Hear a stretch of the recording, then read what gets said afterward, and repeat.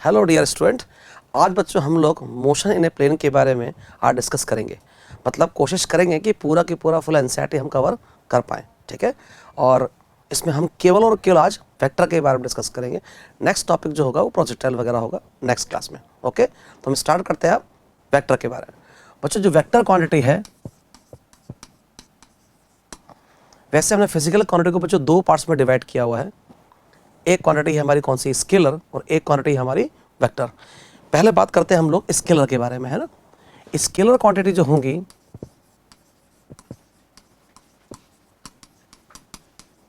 Scalar quantity में बच्चों only and only magnitude होता है, डायरेक्शन बच्चों इसके अंदर नहीं होती है। मतलब इनको डिफाइन करने के लिए, स्पेसिफाइड करने के लिए इनमें केवल मैग्नीट्यूड की जरूरत पड़ेगी, आपको डायरेक्शन की जरूरत नहीं पड़ेगी। जैसे मास मान लो किसी बॉडी का कितना है 2 kg, तो उसमें डायरेक्शन की जरूरत हमें नहीं पड़ती। उसको समझाने के लिए, उसको ये बताने के लिए कि उसका बॉडी का मास 2 kg किस डायरेक्शन में, ये बताने की हमको आवश्यकता नहीं पड़ती है, जरूरत नहीं पड़ती है, ठीक है। जैसे टेम्परेचर भी किस में आता है, स्केलर के अंदर आता है। लेंथ जो होती है वो भी क्या होती है, स्केलर क्वांटिटी ही होती है। दूसरा बच्चों क्वांटिटी होती है हमारी, वो होती है वेक्टर। यही हमारा फिलहाल आज का टारगेट है। वेक्टर क्वांटिटी को एक्सप्लेन करने के लिए बच्चों हमें दोनों चीज़ें चाहिए होती है, क्योंकि इन क्वांटिटीज़ के अंदर एक तो मैग्नीट्यूड भी होता है और इसके अलावा इसमें डायरेक्शन भी होती है। मतलब इनको एक्सप्लेन करने के लिए हमें मैग्नीट्यूड भी चाहिए और डायरेक्शन भी चाहिए। जैसे मान लीजिए कोई बोलता है कि पार्टिकल है वो 10 मीटर पर सेकंड की वेलोसिटी चल रहा है, तो 10 मीटर पर सेकंड तो क्या हो गया, उसका बच्चों मैग्नीट्यूड हो गया। लेकिन आपने स्पेसिफाई करना है, वेलोसिटी की डायरेक्शन आपको दे रखी है। जैसे हमें 10 मीटर पर सेकंड वेलोसिटी तो का मैग्नीट्यूड तो है, पर हमें डायरेक्शन बताने की पार्टिकल चल किस डायरेक्शन में रहा है, बिना उसके हम आगे एक्सप्लेन उसको नहीं कर सकते। तो उसके लिए क्या चाहिए, हमें डायरेक्शन चाहिए। तो जैसे अब इसको ऐसे बोलना पड़ेगा, a particle is moving in north direction with 10 metre per second velocity. इसका मतलब डायरेक्शन भी उसके अंदर आनी चाहिए, ठीक है। जैसे मान लीजिए कभी बोला जाए कि किसी बॉडी पर 10 न्यूटन का फोर्स लग रहा है, अगला क्वेश्चन आपके मन में हमेशा ये आएगा कि किस डायरेक्शन में लग रहा है। इसका मतलब फोर्स को डिफाइन करने के लिए हमें मैग्नीट्यूड भी चाहिए और उसको डिफाइन करने के लिए डायरेक्शन भी चाहिए। तो ये क्वांटिटी कौन सी होती है बच्चों, वेक्टर क्वांटिटी होती है, ठीक है। इनमें डायरेक्शन भी होती है। इनको जनरली बच्चों हम लोग कैसे रिप्रेजेंट करेंगे, ऐसे करेंगे, ये वेक्टर लगा देंगे उसके ऊपर। इसका मतलब है इसमें डायरेक्शन भी है और मैग्नीट्यूड भी है। अगर केवल मैग्नीट्यूड हमें बताना हो किसी वेक्टर का,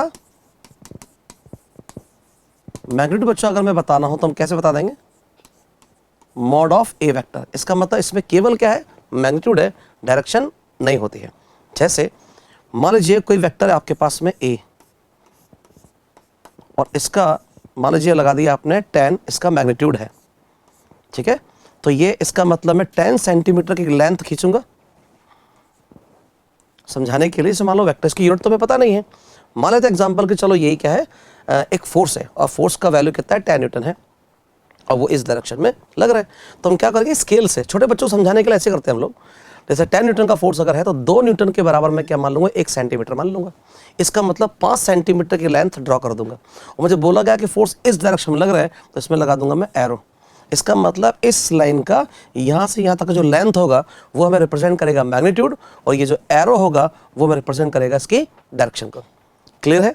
तो सबसे खास बच्चों यहाँ पर क्या है, हमें क्या सीखना है कि दो वेक्टर का एडिशन कैसे करते हैं, दो वेक्टर का अपन सब्ट्रैक्शन कैसे करते हैं, ये हमारे लिए खास बात है, ठीक है। तो स्टार्ट अपन करते हैं। जैसे मान लीजिए किसी वेक्टर का मल्टीप्लिकेशन करना है स्केलर क्वांटिटी से। मान लीजिए कोई वेक्टर आपके पास बच्चों ये है ए, ठीक है। और इसको हमने क्या किया बच्चों, इसका जो डायरेक्शन है या कोई भी है, जैसे मान लीजिए एक वेक्टर आपके पास में, इसको मैंने किससे मल्टीप्लाई कर दिया, ए से। तो इसका बच्चों ए मल्टीप्लाई करने से इसका मैग्नीट्यूड चेंज हो जाएगा, ऐसा करने से इसका मैग्नीट्यूड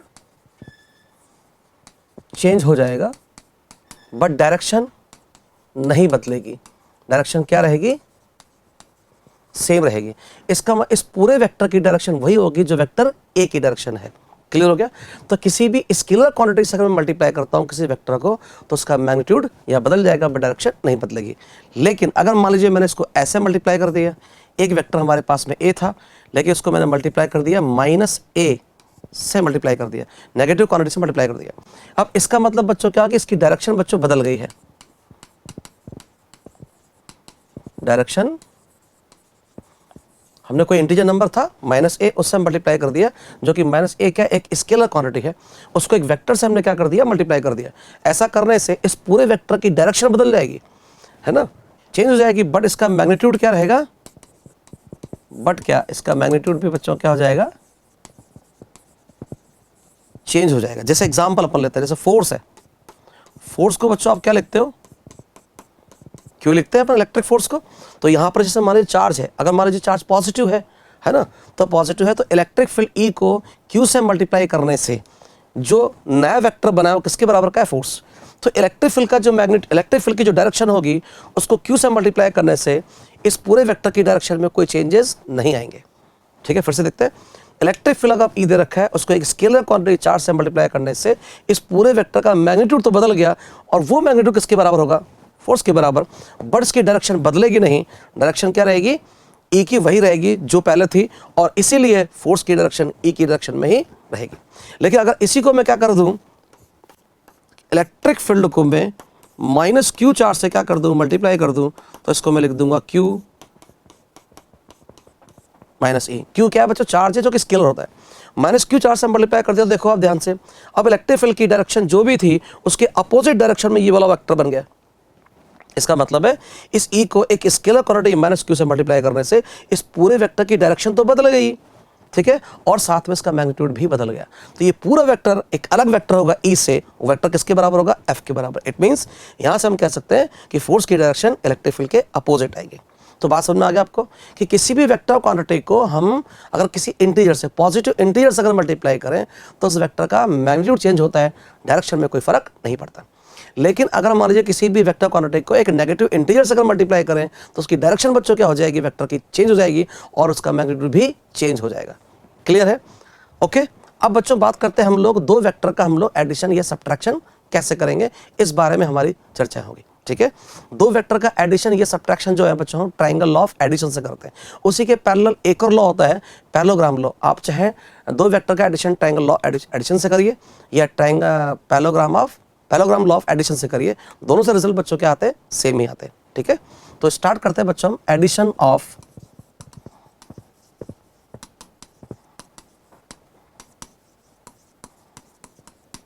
टू वेक्टर। जैसे मान लीजिए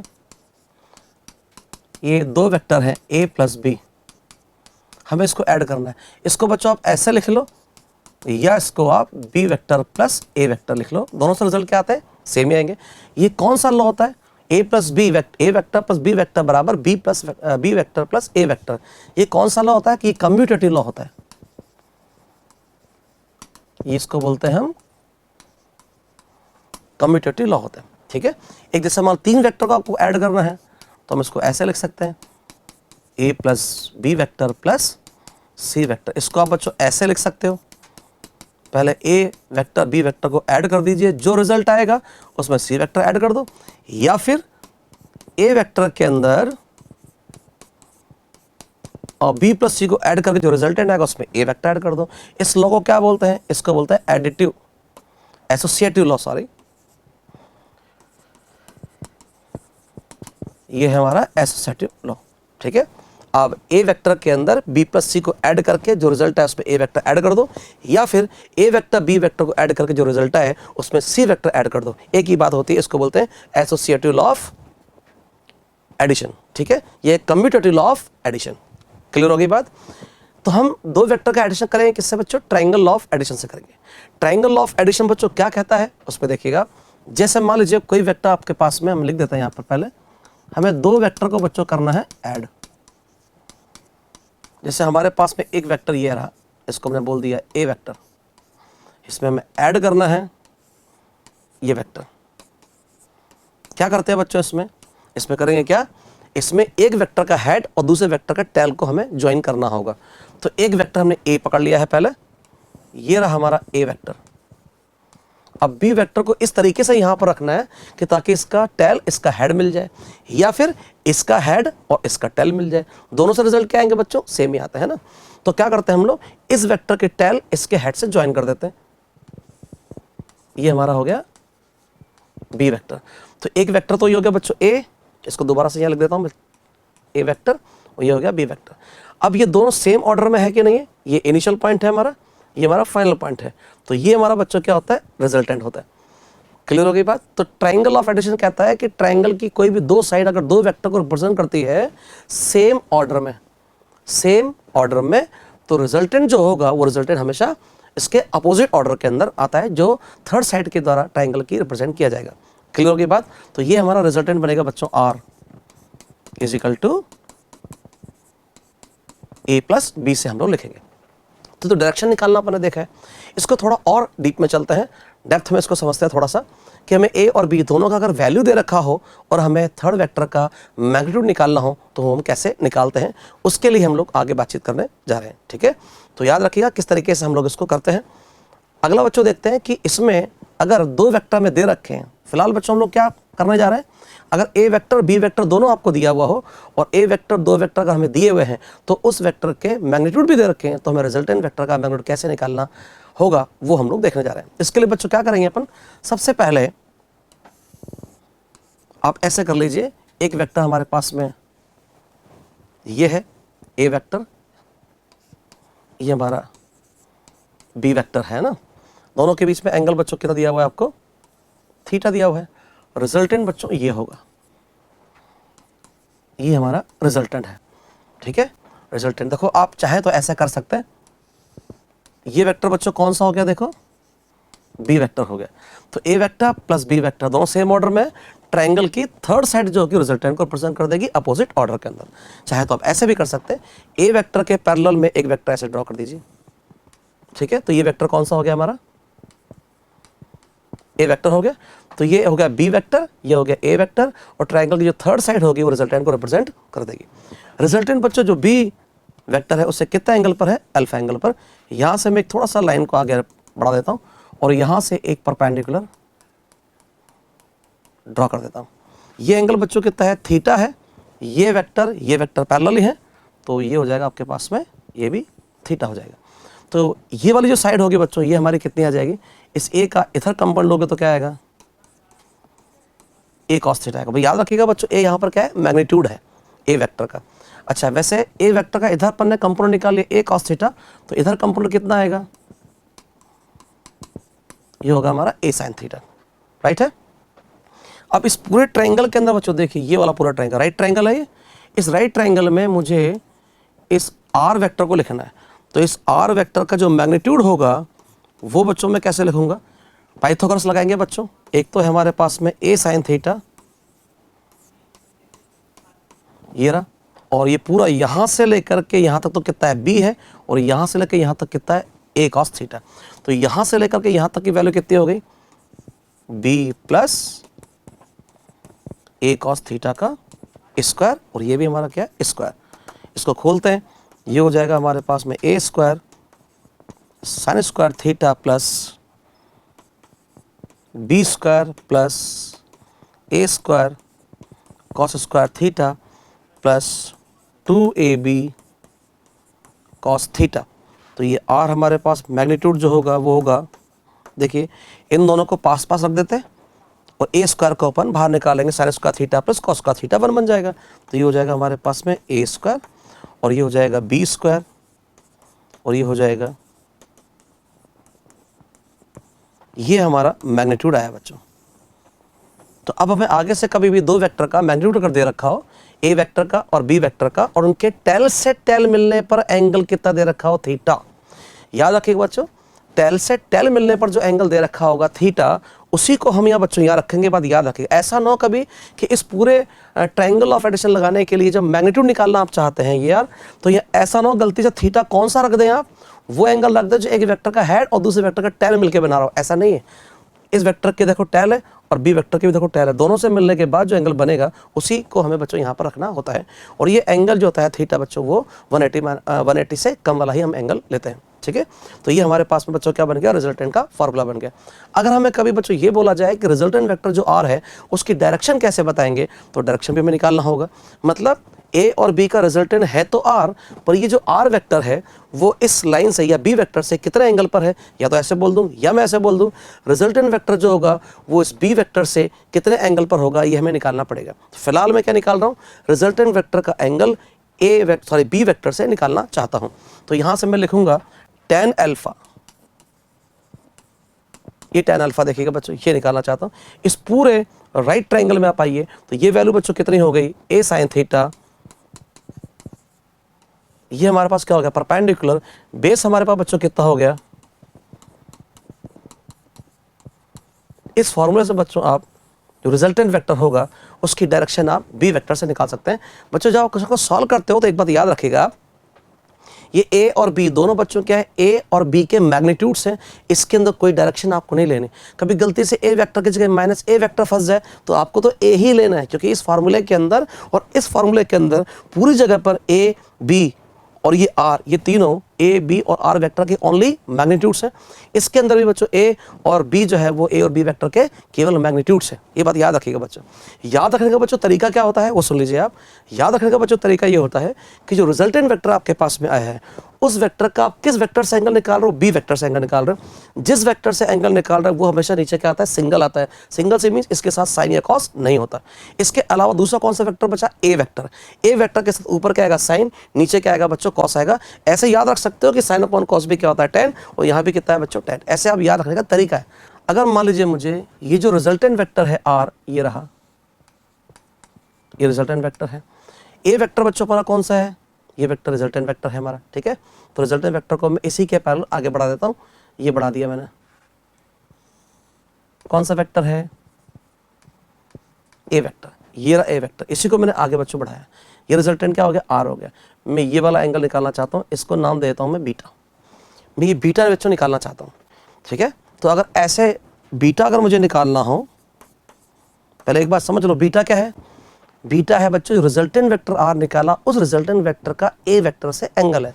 इसी एक वेक्टर को मैंने आगे बढ़ा दिया, ये रहा, और रिजल्टेंट वेक्टर को ये आगे बढ़ा दिया। तो ये एंगल मुझे निकालना है। इस बार बच्चों क्या करेंगे अपन, इस बार देखो टेक्निक क्या बताइए आपको। आपको टेक्निक बता रखी है, जिस वेक्टर से एंगल आप निकाल रहे हैं, ए से निकाल रहे हैं, तो ए को यहां पर सिंगल छोड़ो, ठीक है। याद रखने का तरीका है बच्चों, है ना। और नीचे क्या आ जाएगा, बी कॉस थीटा, ऊपर आ जाएगा बी साइन थीटा। आप इससे क्या निकाल सकते हैं, रिजल्टेंट वेक्टर की डायरेक्शन ए वेक्टर से आप निकाल सकते हैं। क्लियर बच्चों आ गए। तो इस तरीके से आप फॉर्मूला यूज़ कर सकते हैं। कभी भी आपको दो वेक्टर दे रखे हो, दोनों की टेल से टेल मिला लो। ये वेक्टर बी हो गया, ये वेक्टर ए हो गया, इनके बीच टेल से टेल मिलने का जो एंगल बन गया ये थीटा हो गया। इसको बच्चों पुट कर दीजिएगा। याद रखिएगा बच्चों, पूरे फार्मूले में फिर से बता रहा हूँ, ए और बी और आर ये तीन वेक्टर जो हैं वो हमेशा कैसे रहते हैं, इनके मैग्नीट्यूड से बच्चों इस वाले फार्मूले के अंदर। एक खास बच्चों यहाँ पर और है, ये जो आर वेक्टर है वो ए और बी वेक्टर के कोप्लेनर होता है। जिस प्लेन के अंदर ए बी वेक्टर है उसी प्लेन के अंदर रिजल्टेंट वेक्टर आता है। तो अपन लिख सकते हैं यहां पर क्या है, R vector, A vector and B vector are coplanar vector होता है। क्लियर है बच्चों। इस तरीके से बच्चों क्या करते हैं, हम डायरेक्शन निकालना भी सीख गए और रिजल्टेंट का मैग्नीट्यूड निकालना भी सीख गए। अगर बच्चों कभी हमें क्या दे रखा हो, हमें दो वेक्टर का सब्ट्रैक्शन अगर करना हो तो सब्ट्रैक्शन बच्चों कैसे करेंगे वो भी आप देखना। जैसे दो वेक्टर का सब्ट्रैक्शन मुझे करना है, मेरे पास बच्चों क्या है, एक वेक्टर ये रहा ए, ठीक है, और दूसरा वेक्टर मेरे पास में है ये। मुझे करना क्या है, मुझे इस बार करना है रिजल्टेंट निकालना है, पर किसका रिजल्टेंट निकालना है, मुझे a माइनस बी का रिजल्टेंट निकालना है। इसका मतलब मैं इसको ऐसा लिख दूं, a प्लस माइनस बी। इसका मतलब सब्ट्रैक्शन करोगे, सब्ट्रैक्शन भी क्या है, दो वेक्टर का एक तरह का एडिशन ही है। बस में ऐड क्या करना है, a में हमें b वेक्टर ऐड नहीं करना है, इस बार माइनस बी वेक्टर ऐड करना है। माइनस बी वेक्टर का मतलब इस वेक्टर का नेगेटिव वेक्टर, इस वेक्टर का नेगेटिव वेक्टर का मतलब जस्ट डायरेक्शन क्या हो जाएगी, उल्टी हो जाएगी, बट इसकी लेंथ बच्चों चेंज नहीं होगी। जैसे देखो ये वेक्टर है हमारे पास में a, हमने क्या किया, इस वेक्टर को ठीक उल्टा कर दिया, ये ठीक उल्टा कर दिया, ये लो, इसके जस्ट अपोजिट बना दिया, ये हो गया। दोनों की टेल से टेल मिल गई बच्चों, ये मिल गई। ये एंगल बच्चों कितना हो गया, थीटा हो गया। अब मैं इसको क्या लिख दूं, माइनस बी वेक्टर। वापस से बच्चों फॉर्मूला क्या लगा देंगे आप, रिजल्टेंट जो भी आपको निकालना हो निकाल कर रख देंगे हम, a square plus B square plus 2ab cos theta. Formula बच्चों वही लग रहा है, फार्मूला बच्चों याद रखना वही लगना है। बस यहां पर थीटा बच्चों क्या है, ए वेक्टर और माइनस बी वेक्टर की टेल से टेल मिलने पर एंगल है। ए वेक्टर और माइनस बी वेक्टर की टेल से टेल मिलने पर एंगल कितना है, थीटा है, उसको उठाकर रख दो, फार्मूला हमारा वही है। क्लियर है? लेकिन फिर से बता रहा हूं बात, क्या गड़बड़ नहीं करना है आपको। इस पूरे के अंदर बच्चों जो ए और बी दिख रहा है, हालांकि वेक्टर यहां पर क्या है, माइनस बी है। चलिए मैं लिख ही देता हूं, इसको आप हमेशा ऐसे लिखने की हैबिट डालिए, 2-3 बार लिखेंगे तो अपने आप को याद हो जाएगा। फिर इसको हमेशा ऐसे लिखा करिए।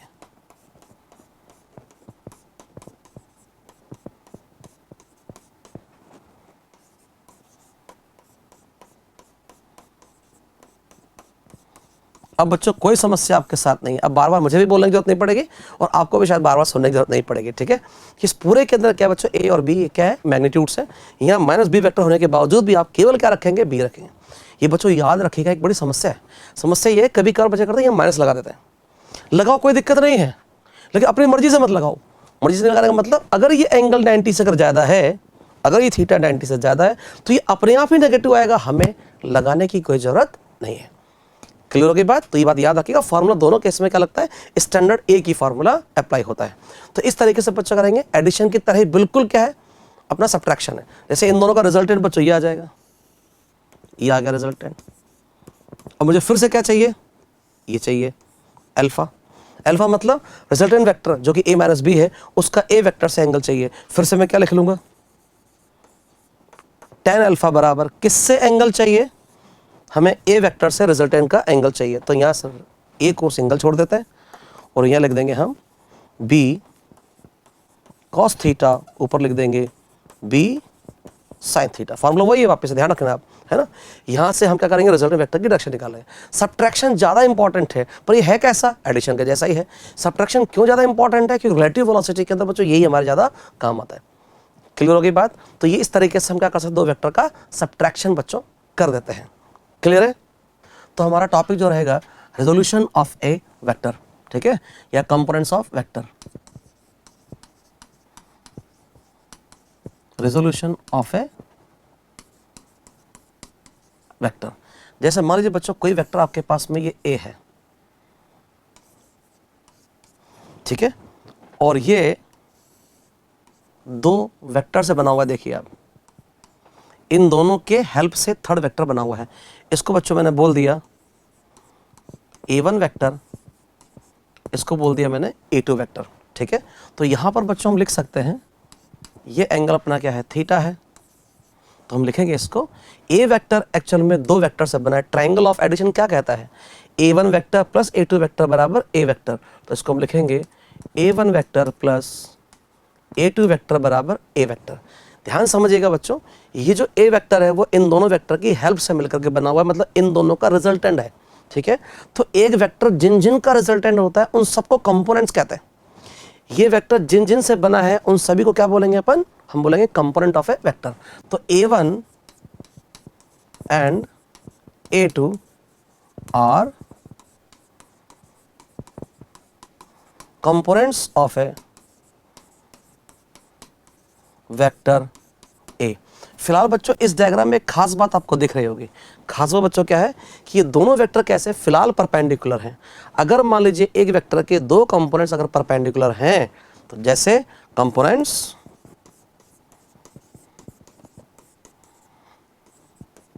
ए vector and a2 vector if are perpendicular to each other, then these components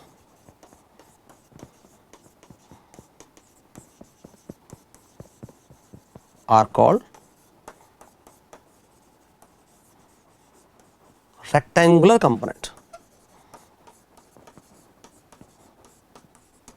अगर ये दोनों वेक्टर ये जो इस वेक्टर के दो कंपोनेंट्स हैं, अगर ये दोनों कंपोनेंट्स एक दूसरे के बच्चों परपेंडिकुलर हैं, तो डेफिनेटली इन दोनों को हम बच्चों क्या बोलेंगे, हमेशा रेक्टेंगुलर कंपोनेंट बोलेंगे। एक बात आपको समझ में आ गई, इसका मतलब एक वेक्टर के एक 2D के अंदर, 2D मतलब क्या होता है बच्चों, प्लेन। एक प्लेन के अंदर एक वेक्टर के मैक्सिमम कितने रेक्टेंगुलर कंपोनेंट निकल सकते हैं, केवल 2। ठीक है? एक वेक्टर के एक प्लेन में मैक्सिमम कितने रेक्टेंगुलर कंपोनेंट्स हो सकते हैं, 2 हो सकते हैं। ठीक है? जैसे a2 को बच्चों क्या लिखोगे आप, देखिएगा ध्यान से आप, a2 को क्या लिखेंगे अपन, मैं इसका मैग्नीट्यूड की बात कर रहा हूँ, ठीक है। इसको कैसे लिखेंगे, ये किस डायरेक्शन में है, वाई डायरेक्शन के अंदर है, ठीक है।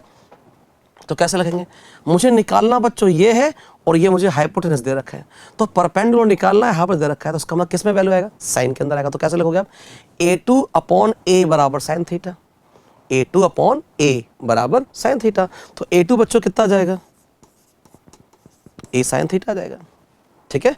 अब इसको मैं वेक्टर फॉर्म में कैसे लिखूंगा, देखो इसको लिख दूंगा मैं A sine theta J cap, ये जे कैप में ही तो है। जे कैप मतलब, जे कैप ऐसा यूनिट वेक्टर है, जब भी कैप आता है आप जानते हैं उसका मतलब क्या होता है, यूनिट वेक्टर। यूनिट वेक्टर का मतलब इसका मैग्नीट्यूड क्या होता है, ओनली 1 होता है, ठीक है, और उसमें डायरेक्शन इंक्लूड रहती है। तो स्टैंडर्ड हमने क्या माना होता है बच्चों कि वाई डायरेक्शन के अंदर जो यूनिट वेक्टर होता है उसको जे कैप मानते हैं, एक्स डायरेक्शन के अंदर यूनिट वेक्टर होता है उसको आई कैप मानते हैं, और जेड डायरेक्शन के अंदर जो यूनिट वेक्टर होता है उसको हम के कैप मानते हैं। इसलिए मैंने यहाँ पर इसको जे कैप लगा दिया। वैसे भी इसकी वैल्यू क्या है, 1 है, तो मैग्नीट्यूड तो चेंज हुआ नहीं। ऐसे ही बच्चों अगर A1 को लिखा जाए वेक्टर फॉर्म में, ये लिखा जाएगा, कैसे लिखा जाएगा, देखो हमें निकालना है बच्चों A1 और हाइपोटेनस मुझे पता है, तो मैं कैसे लिखूं, cos theta is equal to A1 upon A, cos theta is equal to A1 upon A। तो A1 बच्चों कितना आ गया, A cos थीटा, तो ये रहा हमारा A cos थीटा। इसकी डायरेक्शन किधर है, आई कैप में है, तो मैंने आई कैप लिख दिया। अच्छा, इन दोनों का रिजल्टेंट अगर बच्चों में निकाल दूंगा ना, तो इन दोनों का रिजल्ट वापस से किसके बराबर आ जाएगा, ए के बराबर। तो आना ही पड़ेगा, क्योंकि जब ए वेक्टर इन दोनों से मिलकर बना है तो इन दोनों का रिजल्टेंट किसके बराबर होगा, ए के बराबर ही होगा। तो हमको ट्रायंगल ऑफ एडिशन भी बता रहा है, ठीक है। अब खास बच्चों ये आते ही कभी कभार एक बात सोच रहे होंगे कि हमें वेक्टर को रिजॉल्व करने की जरूरत पड़ क्या गई। इसलिए बच्चों वेक्टर में किसी वेक्टर को दो डायरेक्शन परपेंडिकुलर डायरेक्शन में रिजॉल्व करने की आवश्यकता या जरूरत हमें इसलिए पड़ती है क्योंकि ये दोनों डायरेक्शन वाई और जे एक दूसरे से इंडिपेंडेंट होती है। तो जब भी हम मोशन 2D को डील करते हैं तो मोशन 2D को डील करते हैं वक्त हम क्या करते हैं, वेक्टर को एक्स और वाई में हम रिजॉल्व कर लेते हैं। एक्स में कोई भी इक्वेशन आपको लगानी होती है, जैसे एक्स बराबर U T plus half A T square, या फिर लगाना होता है वी एक्स बराबर you x plus A x T, मतलब एक्स डायरेक्शन में कोई भी इक्वेशन लगाते वक्त, ठीक है, हमें सारे वेक्टर एक्स डायरेक्शन वाले चाहिए होते हैं, और उस समय वाई डायरेक्शन का कोई भी कंपोनेंट इफेक्ट नहीं डालेगा, ठीक है। ऐसे अगर मैं वाई डायरेक्शन का तो कोई भी इक्वेशन लगानी होती है, जैसे वाई बराबर U Y T plus half A Y T square, या फिर वी वाई बराबर U Y plus A Y into T, तो हमें कोई भी इक्वेशन अगर वाई डायरेक्शन लगानी होती है तो वाई डायरेक्शन में कोई भी इक्वेशन मोशन लगाते वक्त एक्स डायरेक्शन उस कैलकुलेशन पर कोई इफेक्ट नहीं डालती। इट मीन्स ये दोनों डायरेक्शन कैसी होती है, इंडिपेंडेंट होती है। इसी वजह से हमें क्या करना होता है, दो कंपोनेंट्स में परपेंडिकुलर हम रिजॉल्व कर लेते हैं। इसमें इक्वेशन ऑफ मोशन अलग लगा सकते हैं, या कोई भी इक्वेशन लगानी है या कोई भी डील करना है कोई चीज़ तो हम इसमें लगा सकते हैं, उस समय ये डायरेक्शन डिस्टर्ब नहीं करेगी। और जब इस डायरेक्शन में कोई इक्वेशन ऑफ मोशन वगैरह लगाएंगे तो ये डायरेक्शन आपको डिस्टर्ब नहीं करेगी, क्योंकि ये दोनों डायरेक्शन एक दूसरे से इंडिपेंडेंट होती है। इसी वजह से हमें रिजॉल्व करना होता है। क्लियर हो गया। तो ये कंपोनेंट हो गए, ये रेक्टेंगुलर कंपोनेंट होंगे अगर ये दोनों कैसे हैं, परपेंडिकुलर हैं। तो अगर बच्चों ये दोनों परपेंडिकुलर नहीं हुए तो देखते हैं, जैसे कि एक वेक्टर ये है और मैंने एक वेक्टर ये बनाया, एक वेक्टर ये बनाया, एक वेक्टर ये बनाया। ये मान लेती ए वेक्टर है, छोटा वेक्टर बी है, ये सी है, सॉरी बी है, और ये सी वेक्टर है। अब देखो ट्रायंगल ऑफ एडिशन से क्या हो रहा है, ये वेक्टर, ये वेक्टर, ये वेक्टर, इन तीनों का सम ही किसके बराबर आ रहा है, वेक्टर एडिशन से इसके बराबर है, ठीक है। दोबारा देख लीजिए, एक वेक्टर ये रहा, दूसरा वेक्टर ये, जैसे ये वाला वेक्टर बताइए कितना होगा, ये वाला वेक्टर ट्रायंगल से देखो, A vector plus B vector is equal to this vector, right. तो ये कौन सा वेक्टर हो गया, A vector plus B vector. अब फिर से ट्रायंगल लगाइए, A vector plus B vector plus C vector बराबर अपने आप ही क्या हो जाएगा, ट्रायंगल से ए वेक्टर के बराबर हो जाएगा। इसका मतलब है हम लिख सकते हैं कि ये ए वेक्टर है उसको लिखा जा सकता है A vector plus B vector plus C vector. तो ये समझ गए आप कि ये तीनों वेक्टर से मिलकर के कौन बना हुआ है, ए है। इसका मतलब ए वेक्टर के तीनों क्या है, इफेक्ट्स हैं, या बोल सकते हैं कंपोनेंट्स हैं। लेकिन ये तीनों वेक्टर एक दूसरे के परपेंडिकुलर बच्चों नहीं होने की वजह से इनको हम रेक्टेंगुलर कंपोनेंट्स नहीं बोलेंगे, इनको केवल क्या बोलेंगे, कंपोनेंट्स बोलेंगे। तो ये ए बी एंड सी ये कंपोनेंट्स हैं बच्चों, are only components of vector A. A vector के कंपोनेंट्स हैं, क्योंकि ये परपेंडिकुलर नहीं, ये भी परपेंडिकुलर नहीं एक दूसरे के, ये भी परपेंडिकुलर नहीं एक दूसरे के। अगर होते तो गारंटेड हम क्या करते, हम बोल देते हैं इनको रेक्टेंगुलर, पर ये रेक्टेंगुलर नहीं है क्योंकि परपेंडिकुलर नहीं है। इसका मतलब बच्चों ये रहा कि एक वेक्टर के हम कई सारे कंपोनेंट देख सकते हैं। देखो एक वेक्टर ये रहा, एक वेक्टर ये रहा, एक वेक्टर ये रहा, एक वेक्टर ये रहा, एक वेक्टर ये रहा, एक वेक्टर ये रहा। जैसे एक वेक्टर ये रहा A B C D E F, और इन सब से मिलकर के वेक्टर बनाया ए। देखो ध्यान से आप, इन दोनों का रिजल्ट एडिशन क्या होगा, ए प्लस बी। ए प्लस बी में डी ऐड करोगे तो क्या आएगा, ए प्लस बी हो गया। अब इसको हमने क्या किया, रिजल्टेंट हो गया हमारा ए प्लस बी। ए प्लस बी में सी ऐड कर दो, ए प्लस बी प्लस सी। ऐसे ही इन सब के एडिशन से मिलकर के ट्रायंगल लग जाएगा। ट्रायंगल किस में लग रहा है, इन दोनों से मिलकर थर्ड वेक्टर बना, वो थर्ड वेक्टर और ये सी वेक्टर मिलकर के क्या बन जाएगा, अगला वेक्टर बन जाएगा। वो अगला वेक्टर डी के साथ मिलकर के एक नया वेक्टर बन जाएगा। कहने का मतलब ट्रायंगल लॉसेन सब को हमने ऐड करके क्या बनाया, ये किसके बराबर आ रहा है बच्चों, ए वेक्टर के बराबर आ रहा है। तो ये सारे कंपोनेंट्स किसके हैं, ए के हैं, क्योंकि ए जो है इन सब वेक्टर से मिलकर के बना हुआ है। तो कैसे कह सकते हैं हम, A vector plus B vector plus C vector plus D vector E vector and F vector, इन सब से मिलकर के बना है। ठीक है, अब इनमें अगर आप ध्यान से देखो तो डी और ई एक दूसरे के कैसे दिख रहे हैं आपको, परपेंडिकुलर। तो ये डी और ये ई, इन दोनों को तो स्पेशल नाम दे देंगे हम, क्या, रेक्टेंगुलर कंपोनेंट्स बोल देंगे। बाकी सब क्या है, कंपोनेंट्स है। क्लियर हो गई बात। इसका मतलब ये रहा कि इस ए वेक्टर को हम कितने भी वेक्टर से बना हुआ मान सकते हैं, स्पेस में कहीं भी ले जाओ, A vector B vector C vector D vector E vector F vector, ऐसे करके करते करते कितने भी वेक्टर बना करके अब यहाँ तक आ जाओ। इसका मतलब ये रहा कि एक वेक्टर ए को आप कितने भी कंपोनेंट से बच्चों रिजॉल्व कर सकते हो। क्लियर होगी बात। लेकिन 2D के अंदर, एक प्लेन के अंदर एक वेक्टर को हमेशा दो वेक्टर, दो मैक्सिमम रेक्टेंगुलर कंपोनेंट्स में रिजॉल्व कर सकते हैं। हमारा बच्चों पाला कैसे पढ़ने वाला, जनरली हमारा रेक्टेंगुलर कंपोनेंट से पाला पड़ेगा। क्लियर है, तो ये बात याद रखिएगा। अगर दो लाइन फिर से आपको बोल रहा हूँ, एक वेक्टर को एक प्लेन के अंदर मैक्सिमम कितने रेक्टेंगुलर कंपोनेंट डिवाइड कर सकते हैं हम, केवल दो। और कितने कंपोनेंट्स में कर सकते हैं अपन उसको रिजॉल्व, इनफाइनाइट, कितने भी कर सकते हैं। क्लियर। अब जैसे मान लीजिए हमारे पास में एक 3D डायग्राम है, हम 3D की बात करते हैं। जैसे मान लीजिए बच्चों क्या है, एक वेक्टर हमारे पास में ये ए है, ये ए वेक्टर एक्स डायरेक्शन से कितना एंगल बना रहा है, अल्फा बना रहा है। ऐसे ये वाला वेक्टर वाई डायरेक्शन से कितना एंगल बना रहा है, बीटा बना रहा है।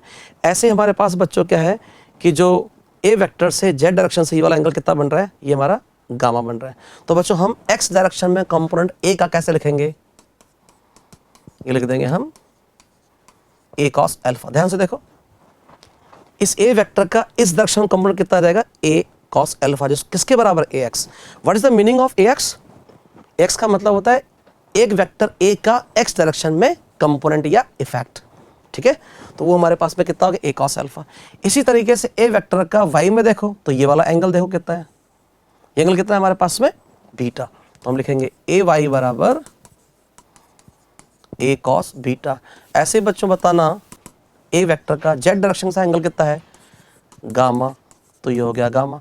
तो ये तीनों क्या है, ए एक्स ए वाई ए जेड, ये सारे ये तीनों एक दूसरे के परपेंडिकुलर है। देखो ये जो कंपोनेंट है ये वाई डायरेक्शन वाला कंपोनेंट है, ये हमारा एक्स डायरेक्शन वाला कंपोनेंट है, और ये हमारा जेड डायरेक्शन वाला कंपोनेंट हो गया। तो ये तो हो गया हमारा ए वाई, ये हमारा हो गया ए एक्स, और ये हमारा आपकी तरफ ये क्या होगा, हमारा ए वाई कंपोनेंट, सॉरी ए जेड कंपोनेंट हो गया। ये तीनों को हम लिख दिया। इन तीनों से ही मिलकर के कौन बना हुआ है बच्चों, ये वेक्टर ए बना हुआ है। बनना ही हो, ऐसा होगा ही सही, क्योंकि एक वेक्टर ए को आपने तीन पार्ट्स में तोड़ दिया, ए एक्स ए वाई ए जेड। इसका मतलब इन तीनों से मिलकर के कौन बना हुआ है, वो ए बना हुआ है। मतलब मैं इसको ऐसे लिख सकता हूं, देखिएगा ध्यान से आप, मैं इसको ऐसे लिख सकता हूं,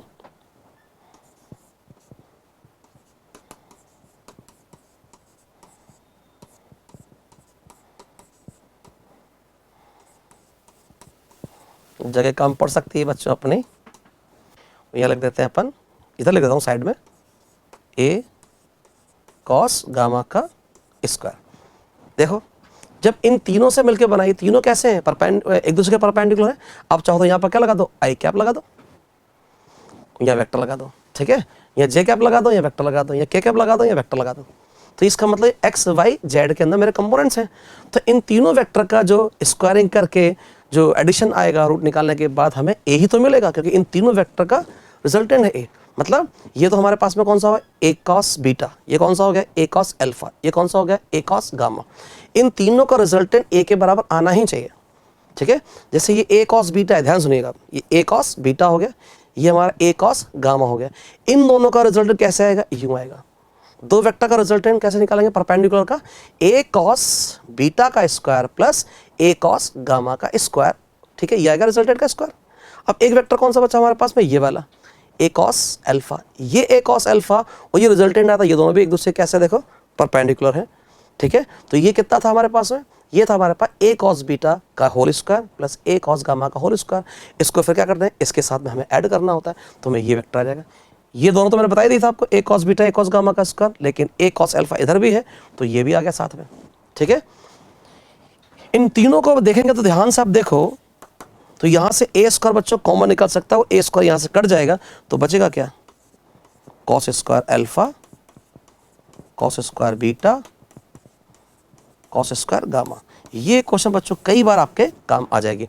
1 बराबर cos alpha sorry cos square alpha plus cos square beta plus cos square gamma. इसमें सब में इंपॉर्टेंट बच्चों हमारे लिए क्या है, हमारे इंपॉर्टेंट जैसे यहां से देखते हैं, थोड़ा अलग कलर से बच्चों देखते हैं, देखना आप ध्यान से। इसको मैं क्या लिख सकता हूं, कॉस अल्फा बराबर ए एक्स बाय ए। हमें क्या करेगा, हमें बोलेगा एक वेक्टर है ए, ठीक है, एक वेक्टर है ए। जैसे मैं ले लेता हूं एक वेक्टर आई कैप प्लस जे कैप प्लस, मान लेते हैं ऐसे, है ना। तो इस ए वेक्टर का जो मैग्नीट्यूड है बच्चों वो तो कितना हो गया, √3 हो गया। तो अगर मैं बोलेगा कि एक वेक्टर ए है उसका एक्स डायरेक्शन से कितना एंगल पर है वो, ठीक है, तो यहां पर क्या करेंगे, कॉस अल्फा निकालना है। तो एक्स में वैल्यू कितनी है इस वेक्टर की, 1 है, तो यहां रख दूंगा मैं 1 और यहां रख दूंगा ए, ये वाला √3। तो 1/√3 कॉस अल्फा, तो अल्फा कितना होगा, कॉस इनवर्स टू 1/√3 हो गया, ठीक है। इसका और अगर मान लीजिए कभी मुझसे बोला जाए कि एक वेक्टर है ए, उस वेक्टर का वाई डायरेक्शन से एंगल कितना होगा, तो यहां से मेरी इक्वेशन क्या बन जाएगी, इस जगह से इक्वेशन मेरी बनेगी कॉस बीटा बराबर ए वाई बाय ए, ये क्वेश्चन बनेगी, ठीक है। तो अगर मुझे पूछा जाए कि एक वेक्टर ए का वाई डायरेक्शन से कितना एंगल आएगा, तो ये वाला हम फॉर्मूला लगा देंगे अपन, ठीक है। तो यहाँ पर ए वाई कितना है, देखो वाई में वैल्यू कितनी है इसकी, 1 है, तो यहाँ रख देंगे 1 और इस वेक्टर ए का मैग्नीट्यूड कितना आ जाएगा, बोलो ये हो जाएगा √3, तो यहाँ √3 रख देंगे। इसी तरीके से बच्चों यहाँ से हम क्या कर सकते हैं, एक वेक्टर ए का जेड डायरेक्शन से बनने वाला एंगल गामा भी निकाल सकते हैं। इसका मतलब बच्चों ये रहा कि 3D के अंदर ये तीनों वेक्टर बच्चों कैसे हैं, A cos alpha A cos beta A cos gamma, तीनों परपेंडिकुलर है। इसका मतलब ये तीनों कंपोनेंट्स भी क्या होंगे, ये तीनों कंपोनेंट्स क्या है, एक दूसरे के परपेंडिकुलर है, इसलिए इनको बच्चों क्या बोलेंगे, रेक्टेंगुलर कंपोनेंट्स ही बोला जाता है, ठीक है। इसका मतलब 3D में स्पेस में हम किसी एक वेक्टर के 3 मैक्सिमम हम रेक्टेंगुलर कंपोनेंट्स निकाल सकते हैं और वो एक दूसरे से इस तरीके से रिलेट करते हैं। क्लियर बच्चों, तो हमने ये देखा कंपोनेंट्स बच्चों कैसे निकालते हैं 3D के अंदर और कंपोनेंट्स कैसे निकालते हैं 2D के अंदर। ये उम्मीद है कि आपको समझ में आया होगा, ठीक है बच्चों, थैंक यू।